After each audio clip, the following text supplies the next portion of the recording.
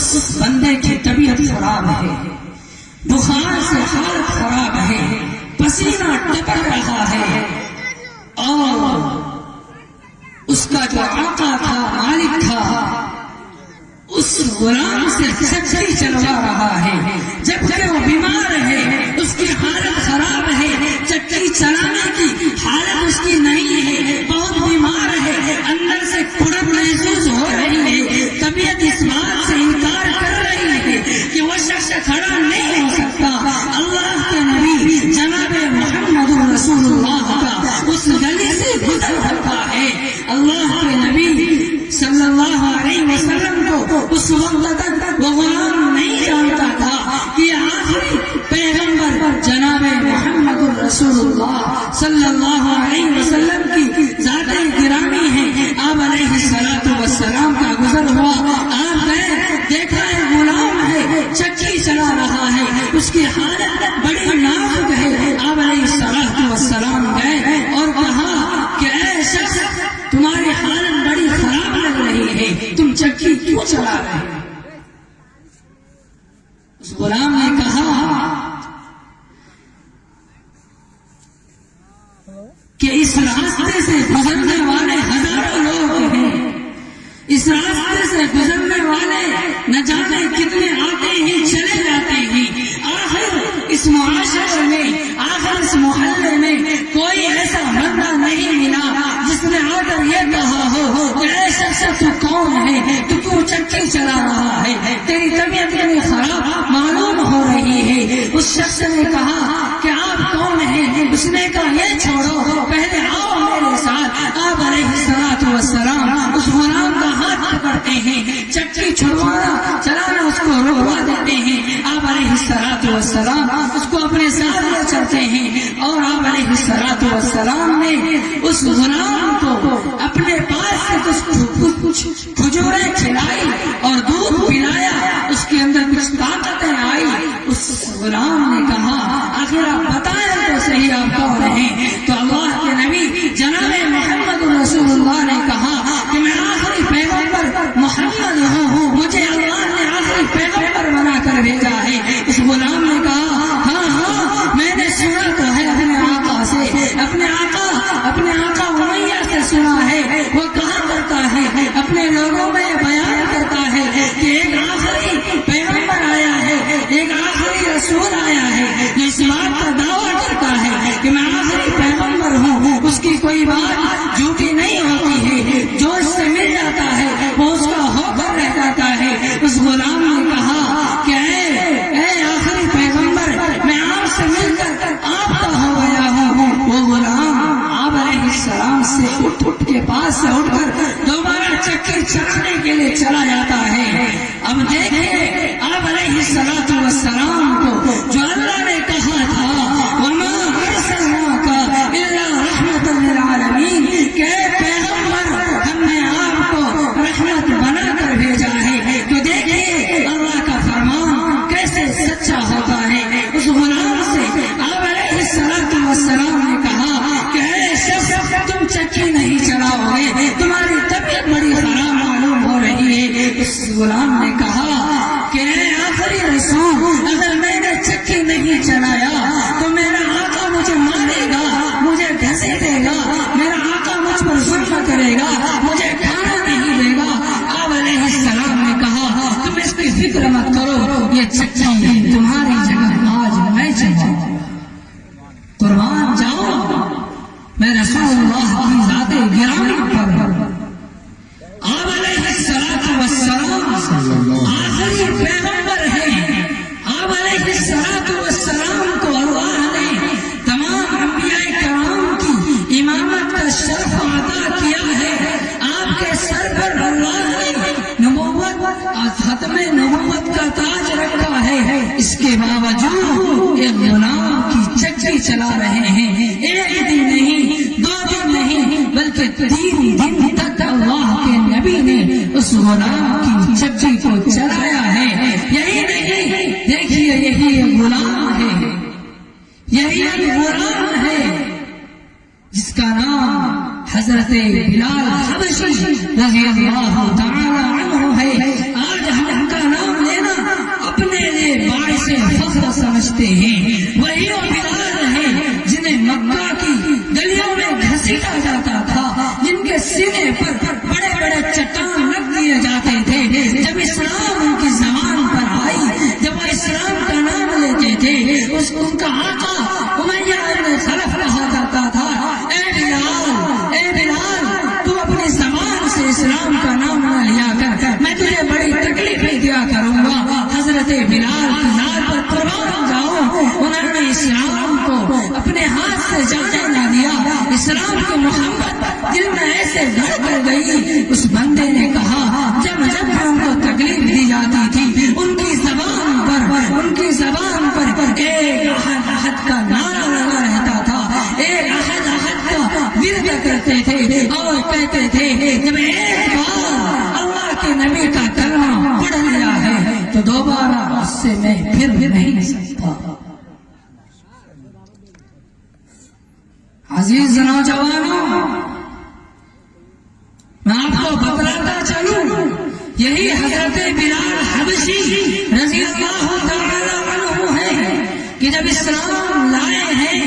اور جب اللہ کے نبی جناب محمد رسول اللہ صلی اللہ علیہ وسلم کو اللہ تعالی نے فتح سے نوازا، مکہ فتح ہوا ہے، آپ علیہ السلام اپنے تمام صحابہ کرام کے ساتھ بیت اللہ کے پاس تشریف فرما ہے، نماز کا وقت ہوتا ہے۔ تو دیکھیے جب اسلام کو انسان مضبوطی سے تھام لیتا ہے، اسلام سے محبت کرنے لگ جاتا ہے، انسان کو اللہ تعالیٰ کیسے سربلندی عطا فرماتے ہیں۔ آپ دیکھیے حضرت بلال ہیں، ایک ادنا غلام ہے، حبشہ کے رہنے والے ہیں، ان کی کوئی حیثیت نہیں تھی، ان کا کوئی مقام نہیں تھا، ان کا کوئی مرتبہ نہیں تھا، لیکن جب مکہ فتح ہوا، آپ علیہ السلام کے ساتھ آپ کے خلفاء موجود ہیں، حضرت ابوبکر صدیق رضی اللہ تعالی عنہ موجود ہیں، حضرت عمر ہیں، حضرت علی ہیں، حضرت عثمان غنی ہیں اور بڑے بڑے صحابہ رضی اللہ عنہ موجود ہیں۔ نماز کا وقت ہوتا ہے، جب نماز کا وقت ہوا تب اذان کون دی؟ حضرت بلال حبشی رضی اللہ عنہ مجمع میں سب سے پیچھے کھڑے ہیں اور سب کو دیکھ رہے ہیں، سب اس بات کے منتظر ہیں کہ آخر اللہ کے نبی جناب محمد رسول اللہ آج جبکہ مکہ فتح ہو چکا ہے، اللہ کے نبی جس کو اذان دینے کے لیے کہتے ہیں، اللہ کے نبی علیہ السلام کی نگاہ ٹکی اپنے حضرت بلال حبشی رضی اللہ عنہ پر، ان کو پیچھے سے بلایا کہ اے بلال آؤ اور آج تم اذان دو۔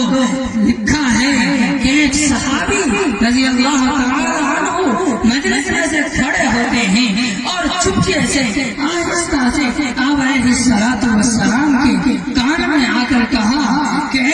اللہ کے نبی جناب محمد رسول اللہ، آج جبکہ مکہ فتح ہو چکا ہے، بڑے بڑے وہ لوگ بھی موجود ہیں جو آپ کے دشمن تھے، جو دین کے دشمن تھے، لیکن آج وہ اسلام لا چکے ہیں، ان کی موجودگی میں بڑے بڑے لوگ موجود ہیں، ان کی موجودگی میں ایک غلام کو آپ کہہ رہے ہیں کہ اذان پڑھو، ان لوگوں کی حیثیت کم ہو جائے گی۔ آپ علیہ السلام نے فرمایا کہ وہ میرے صحابی، ایسا نہیں ہو سکتا کہ جب مکے میں اسلام مٹتا جا رہا تھا اور اسلام کے بڑے بڑے دشمن موجود تھے، اسلام کو مٹانے کے لیے بڑے بڑے دشمنوں نے صحابہ کو شہید کیا، آپ علیہ السلام کے دندان مبارک تو توڑے گئے۔ آپ علیہ السلام نے فرمایا اس وقت میں جبکہ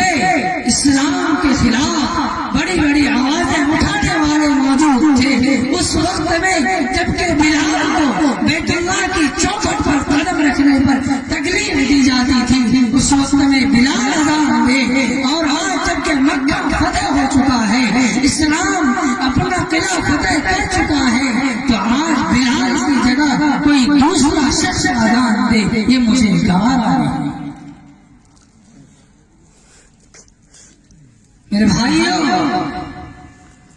سوچنے کا مقام ہے کہ آج ہمارے اندر اسلام کی محبت اور عظمت کیا ہے؟ کیا وہی مقام و مرتبہ، کیا اسلام کی عظمت اور محبت وہی ہمارے دل میں اب بھی ہے جو صحابہ کرام کے دلوں میں موجود تھی؟ نہیں میرے بھائی اور بزرگوں، ضرورت ہے اس بات کی، آج اس فتنے کے دور میں ضرورت ہے اس بات کی کہ اللہ کے نبی جناب محمد الرسول اللہ صلی اللہ علیہ وسلم کی سنت کو مضبوطی سے تھام لیا جائے اور اللہ کے فرمان وَاعْتَصِمُوا بِحَبْلِ اللَّهِ جَمِيعًا وَلَا تَفَرَّقُوا، اللہ نے فرمایا کہ اے لوگوں، اللہ کے احکام کو مضبوطی سے تھام لو، وَلَا تَفَرَّقُوا، فرقوں میں نہ بٹو، گروہوں میں نہ بٹو، جماعتوں میں نہ بٹو، ایسا مت کرو، وَاعْتَصِمُوا بِحَبْلِ اللَّهِ جَمِيعًا، اللہ کی رسی کو مضبوطی سے تھام لو، کامیابی تمہارے قدم چومے گی، وَأَنْتُمُ الْأَعْلَوْنَ إِن كُنتُم مُؤْمِنِينَ، اگر یقین مانے، سچا ایمان ہمارے دل میں رہا، ایمان کو ہم نے مضبوطی سے اپنے ایمان کو بڑھایا، خدا کی قسم ہمیں دنیا کی کوئی طاقت زیر نہیں کر سکتی ہے، چاہے کوئی بھی طاقت آ جائے۔ آپ کو معلوم ہے جب تک اس سرزمین پر، جب تک اس دنیا کے اندر لوگوں نے اللہ کے احکام پر عمل، جب تک لوگ اللہ کے احکام پر عمل کرتے رہے،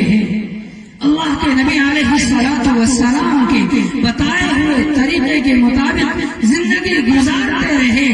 اسلام پھیلتا رہا، اسلام کو عظمت ملی، اسلام کو محبت ملی، اور اسلام یعلو ولا یعلا، اللہ کے نبی نے فرمایا ہے اسلام غالب ہو رہے گا، اسلام مغلوب نہیں ہو سکتا۔ میرے بھائیوں، قیصر و کسریٰ کی حکومت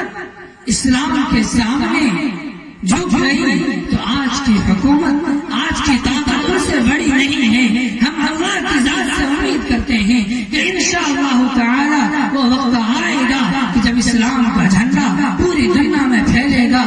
میں اپنی انہی باتوں پر اپنی بات کو ختم کرتا ہوں اور دعا کرتا ہوں کہ اللہ تعالی ان کہی ہوئی باتوں پر ہم سب کو عمل کرنے کی توفیق عطا فرمائے۔ وآخر دعوانا ان الحمد للہ